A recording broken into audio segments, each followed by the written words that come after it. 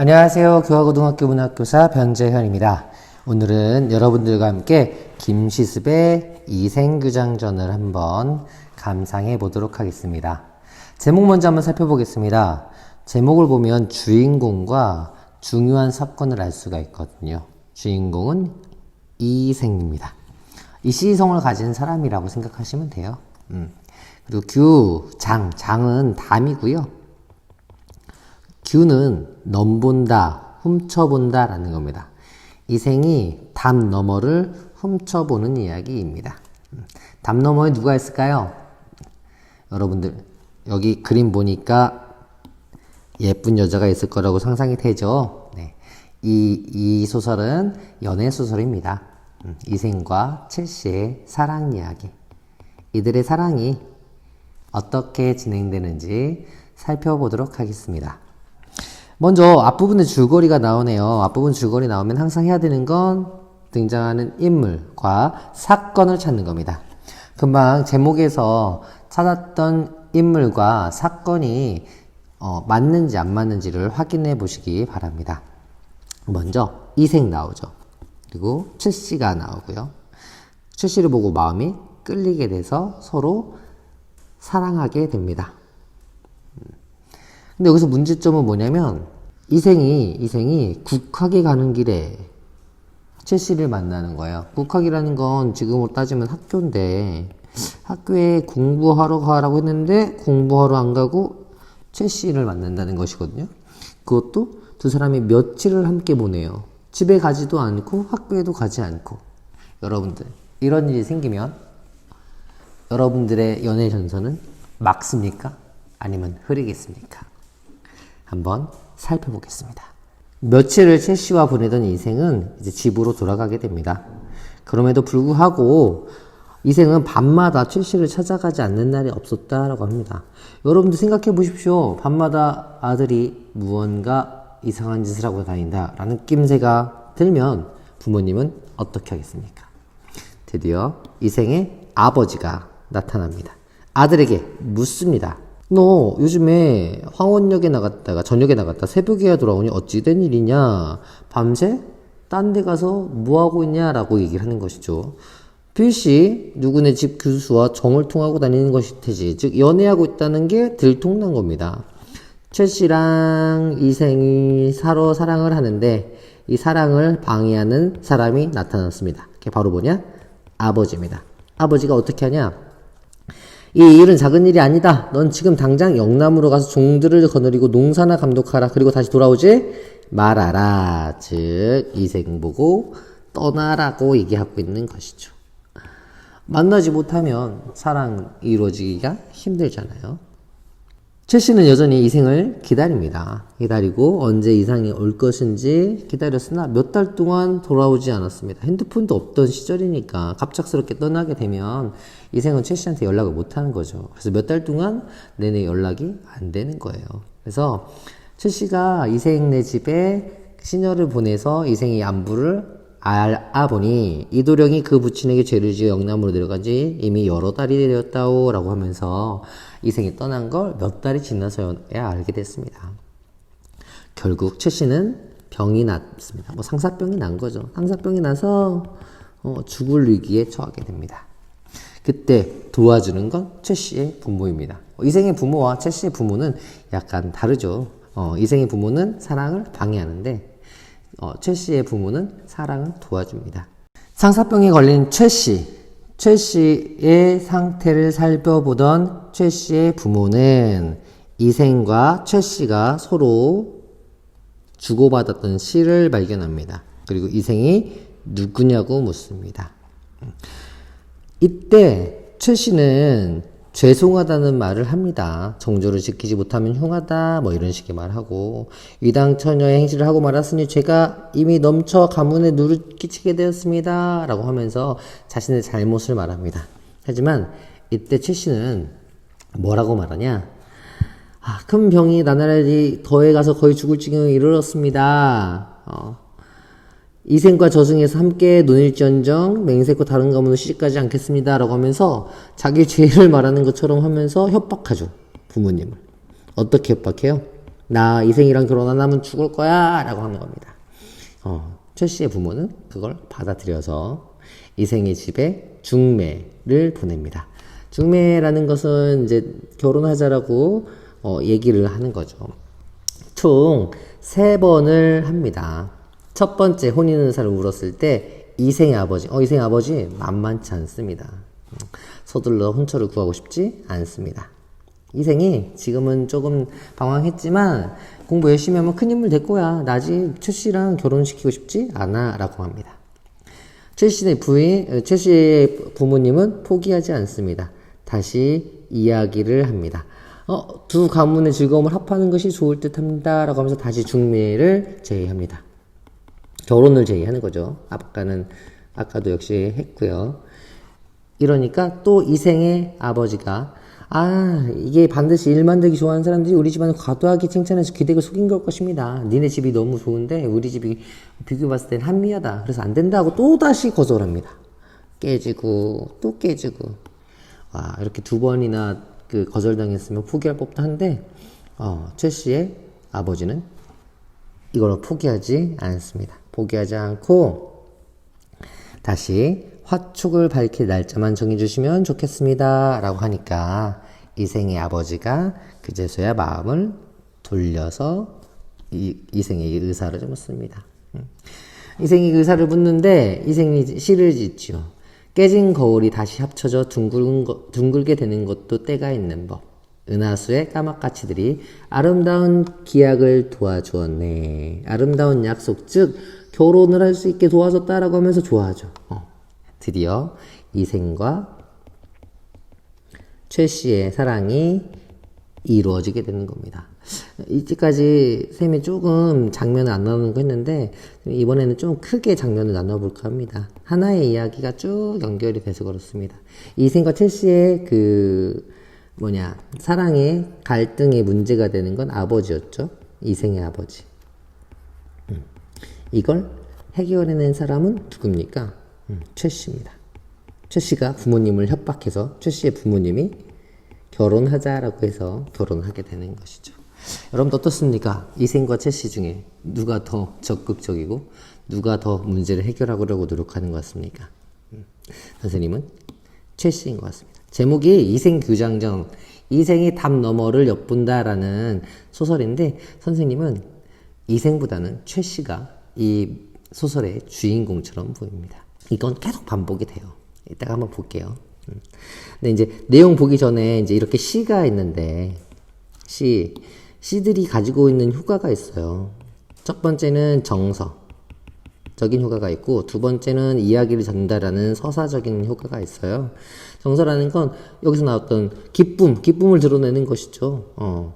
최 씨도 여기서 나쁜 인연이 바로 좋은 인연이었던가 맹세의 말이 마침내 이루어졌네 라고 하면서 약속이 이루어졌다, 결혼할 수 있게 됐다 라고 하면서 좋아하고 있잖아요. 좋아하는 걸 드러내고 있습니다. 그러면서도 깨진 거울이 다시 합쳐져 둥글게 되는 것도 때가 있는 법. 깨진 거울이 깨졌다가 다시 합치는 것. 이거는 이별했다가 다시 만나는 걸 말합니다. 이렇게 앞에서 있었던 이야기를 요약해서 정리해준 역할도 합니다. 앞으로 일어날 사건들을 설명하는 경우도 있고요. 고전소설에서는 이런 시가 많이 나타나게 되는데 여러분들은 시를 보면 여기서 드러나는 감정은 무엇이지? 여기서 나타나게 되는 사건은 뭐지? 앞으로 일어날 사건은 뭐지? 이런 거 생각해 보셔야 합니다. 이렇게 해가지고 첫 번째 장면에서 이생과 최 씨의 사랑이 위기를 맞았으나 결국엔 결혼하게 되었다라는 해피 엔딩으로 끝나는 것처럼 보였으나 문제는 하나만 있는 게 아니죠. 다음 장면에서 또 한번 살펴보도록 하겠습니다. 사랑하고 결혼하면 모든 옛날 이야기의 끝이죠. 하지만 이 이야기는 여기서 끝이 나지 않습니다. 홍건적이라는 사회의 문제가 발생하게 됩니다. 이 사회의 문제가 이 둘의 사랑을 이별하게 만듭니다. 개성에 살고 있던 이생과 최 씨의 집에 홍건적이 쳐들어오게 되고 이생은 가족들이고 외진 산골로 숨었는데 이때 도적들이 쫓아옵니다. 그리고 이생은 겨우 달아나 목숨을 건졌지만 최 씨는 도적에게 사로잡힙니다. 도적이 최 씨를 범하려 하자 최 씨는 어찌 개 돼지 같은 놈의 짝이 되겠냐라고 말하면서 도적이 화를 내게 만들어냅니다. 그리고 도적은 최 씨를 죽여버립니다. 결국에 최 씨가 죽었기 때문에 이생과 최 씨의 사랑은 다시 한번 이별할 수밖에 없는 것이죠. 죽음입니다, 여러분들. 죽었다는 것은 다시는 사랑할 수 없다는 것이잖아요. 그런데 고향에 돌아온 이생에게 최 씨가 찾아옵니다. 이경쯤 되어 달빛이 희미한 빛을 토하며 들보를 비추었다. 그런데 회랑 끝에서 웬 발소리가 들려왔다. 그 소리는 멀리서부터 들려오더니 차츰 가까워졌다. 발소리가 이생 앞에 이르렀을 때 보니 바로 최 씨였다. 죽음에서 돌아온 최 씨입니다. 이생도 최 씨가 죽은 걸 알고 있습니다. 하지만 너무도 사랑하는 나머지 한치 의심도 없이 물었습니다. 죽은 사람, 여러분들 아무리 자기가 사랑한 사람에도 죽은 사람이 돌아왔다고 하면 무섭지 않을까요? 선생님은 무서울 겁니다. 이생도 최 씨도 죽음을 뛰어넘는 사랑을 하고 있죠.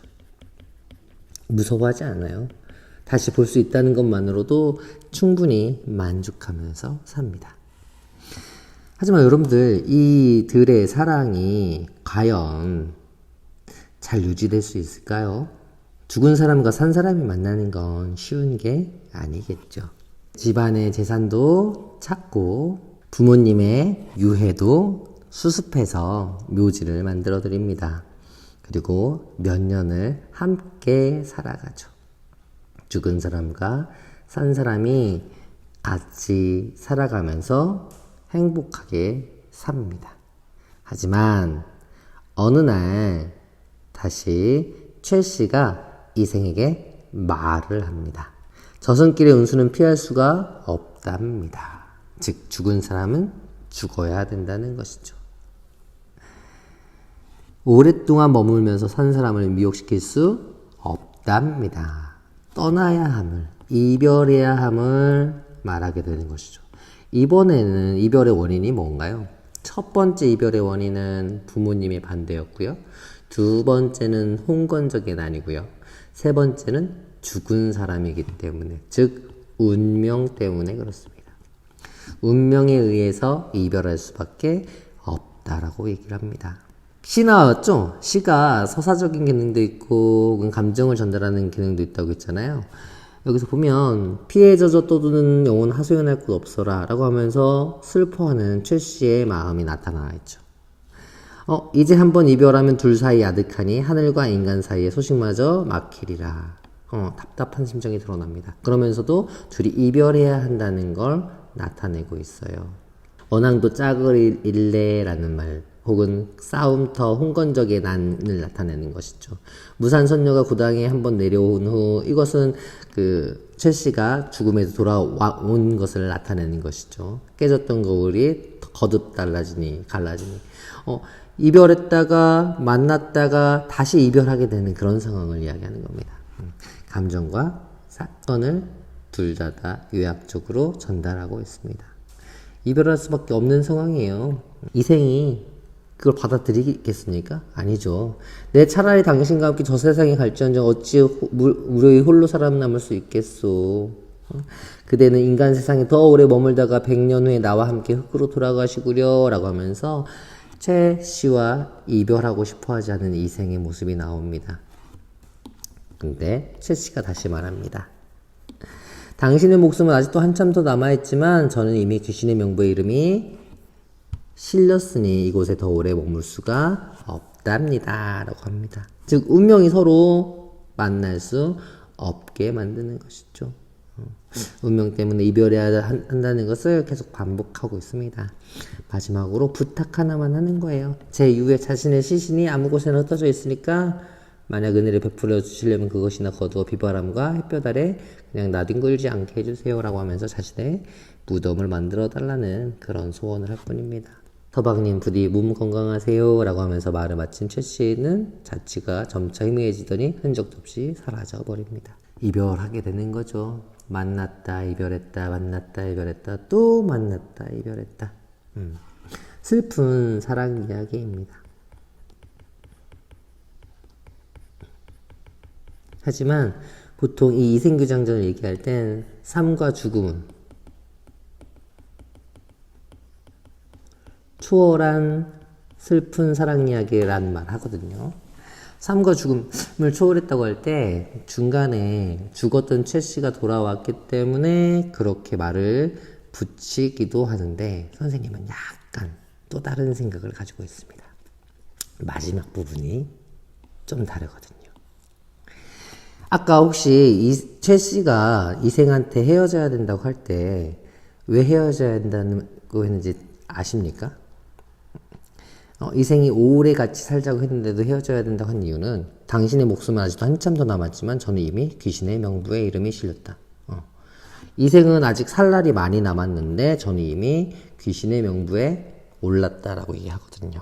아직 이생은 살 수가 있는 건데 여기 마지막 장면 보실래요? 이생은 그녀의 유고를 거두어 부모님 무덤 곁에 묻어주었다. 소원을 들어준 거죠. 장사를 지낸 뒤 이생도 최 씨와의 추억을 생각하다 병을 얻어 몇 달 만에 세상을 떠나고 말았다. 여러분들 오랫동안 더 살 수 있다고 했는데 겨우 몇 달 만에 죽음에 이르게 됩니다. 저는 이 이생이 되게 소극적이고 아까 처음에 말했죠. 소극적이고 문제 해결하는데 해결하는 주체가 아니었어요. 항상 누가 문제를 해결했냐면 최 씨가 했단 말이죠. 최 씨가 부모님한테 나 죽을 거야. 이생하고 결혼 안 하면 죽을 거야. 다른 집에 결혼 안 갈 거야. 라고 협박하고 홍건적에게도 절개를 지키면서 유교적인 가치를 지키면서 죽음에 이르렀지만 다시 귀신이나마 돌아와서 같이 살고 이렇게 계속 적극적이었던 건 최 씨입니다. 근데 마지막에 오랫동안 살 수 있는 한참 동안 남은 그 운명을 거부하는 것이죠. 그리고 사랑을 이루는 것입니다. 어떻게 죽음이 사랑을 이루는 거냐라고 할 수 있겠지만 아까 말했죠. 저승에서 저 세상에 그 이생이 내 차라리 당신과 함께 저 세상에 갈지언정 어찌 무료히 홀로 살아남을 수 있겠소 라고 하는 저승 가서 누굴 만나는 겁니까? 최 씨를 만나는 것이죠. 그냥 이별했다라는 걸로 끝나면 이 이야기는 슬픈 사랑 이야기로 끝나지만 선생님은 이 이야기가 슬픈 사랑 이야기로 보이지 않습니다. 저승에서 다시 만날 이생과 최 씨의 모습이 상상이 됩니다. 즉 삶과 죽음을 뛰어넘었죠. 죽음에서 삶으로 돌아왔고 자신의 삶을 포기하고 죽음 속에 있는 최 씨를 만나러 가는 사랑 이야기죠. 이생과 최 씨가 사랑을 했다는 것.